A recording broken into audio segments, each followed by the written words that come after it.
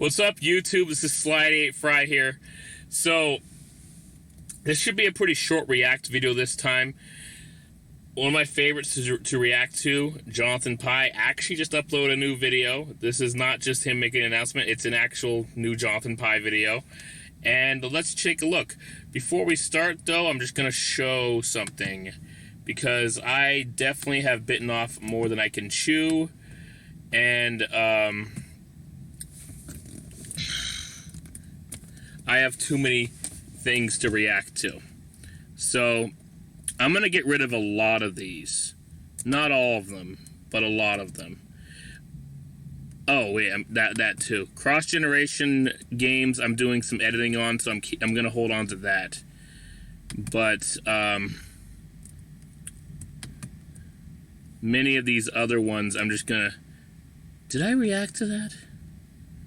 I don't remember, I might have, but I'll just delete it anyways. If I already recorded the react to it, I have the recorded react in a separate video anyways, so I don't have to worry about that.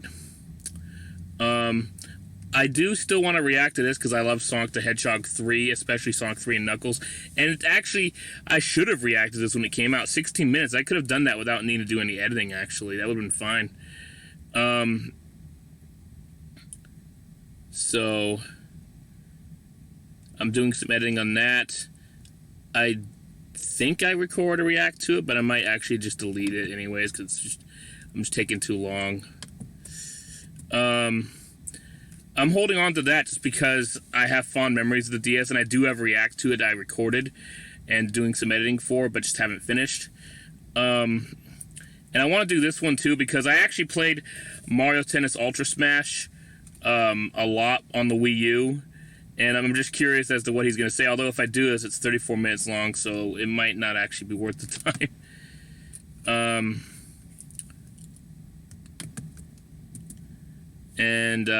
This video I am doing some editing on because when I record it, something went wrong.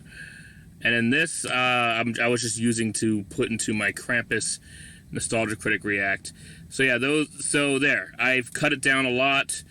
Doing some editing on some AVGN episodes, AVGN reacts, editing on some Scott the Woz reacts, and editing on even some SNL ones.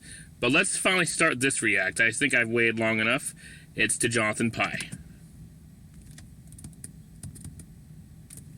A 90-minute phone call on Monday failed to produce a breakthrough, but they have agreed to hold a face-to-face meeting expected to happen on Wednesday or Friday. So, not for the first time, it's down to the wire. Brexit. Yes! I remember this. I'm feeling all nostalgic. Brexit. The good old days when we could all shout at each other right up in each other's faces. No masks. Just everyone spitting bile at each other. Take back control. Never, you Nazis. Take back control with an oven-ready Brexit deal. As Boris said, it's oven-ready. Slam it in the microwave. It's there, which tells you all you need to know. It's a fucking microwave meal, for starters. It's already fucking shit. Oven ready, slam it in the microwave, ping, oh, it's a Findus lasagna for one trade deal. Yum. What? Findus lasagna, I don't know, it's a sort of joke, Tim. You know, presumably he calls it oven ready because it's half baked. Yeah? Yes, I know the oven-ready Brexit deal was in fact the withdrawal agreement, Tim. I know that. I just like doing the oven-ready jokes. Okay? The same withdrawal agreement that Boris now claims makes no sense, even though he negotiated it, persuaded Parliament to vote for it, signed it, and won an election promising to implement it, and now they're threatening to renege on it, and in doing so, break the law, but only in a specific and limited way. So I'm going to commit murder in a very specific way, strangulation, and only in a limited way. Just until you're dead. You know, I'm not going to do anything sexy and weird with the corpse. It's just a normal, limited murder.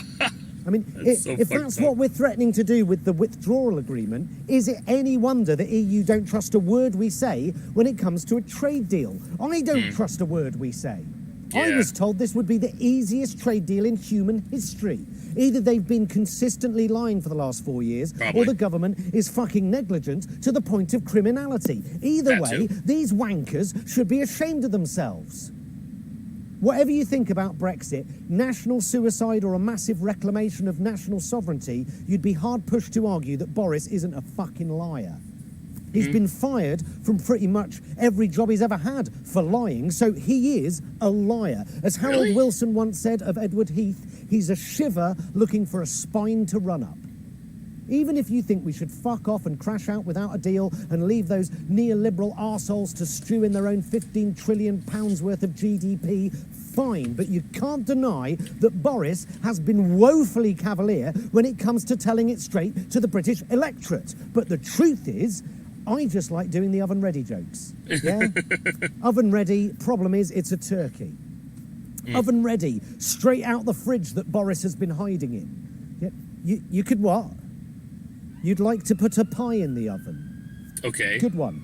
You know, don't give up your day job, Tim. Actually, please do. Please give up your day job.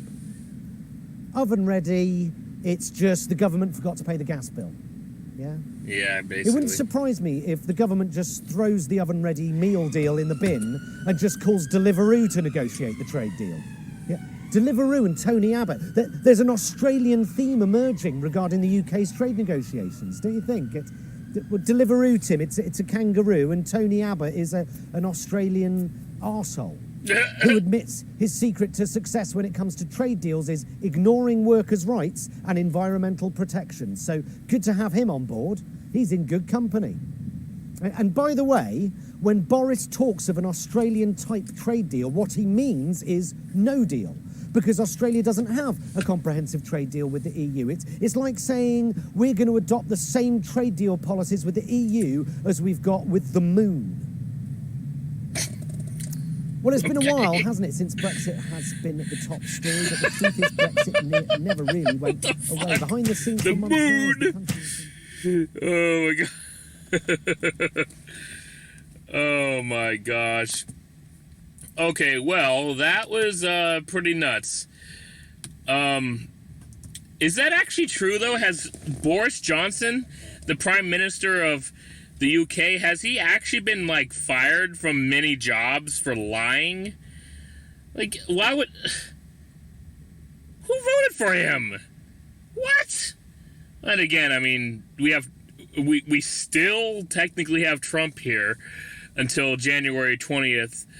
And he was voted President of the United States, won the Electoral College fair and square, maybe. It's still debatable whether it was Russian intervention, but anyways, the fact is, we have him, and he's never really had to work a day in his life because he was given $1 million loan and given everything he has. So I guess maybe it shouldn't be too surprising that somebody who looks just like him in Boris Johnson is elected Prime Minister of the UK and has another history of not really being trustworthy. Like, that's just ridiculous. So, wow, it sounds like this Brexit thing is becoming more and more disaster with every passing year, and I'm sorry to hear that for you guys over across the pond. I'm really sorry about that. You know, I mean, I'm aware that a lot, and I'm not sure if it's the majority or not, but many millions of people there disagreed with that decision.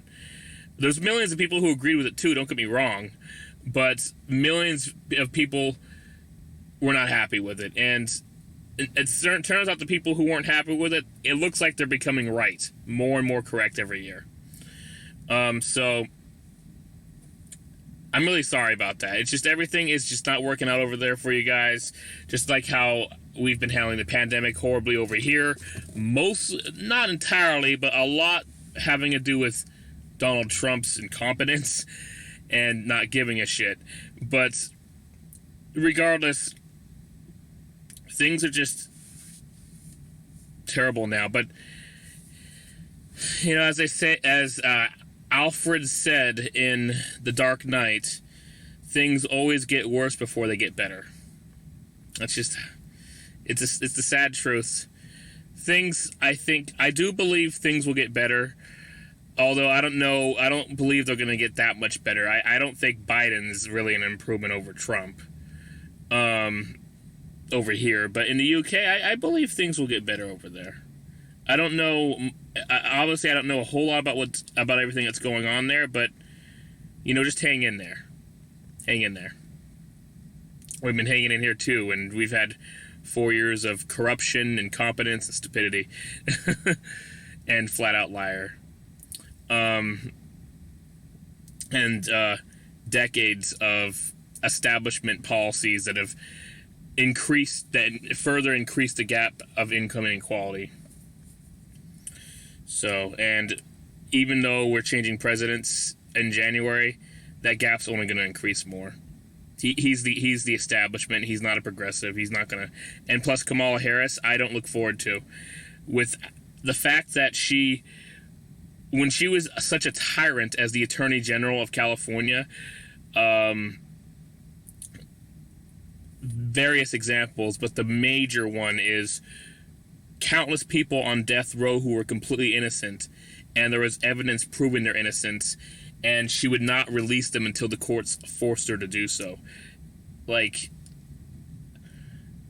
I hate that Joe Biden's elected. I actually voted for Howie Hawkins because I didn't want to vote for the lesser of two evils. And I'm still nervous for the next 4 years, but at the very least, we don't have a crybaby throwing temper tantrums for 4 more years. So I guess that's one way to look at the bright side. Anyways, hang in there. Things will get better. Thank you so much for watching. Please like, comment, and subscribe, and click that bell icon to have your notifications. Thank you.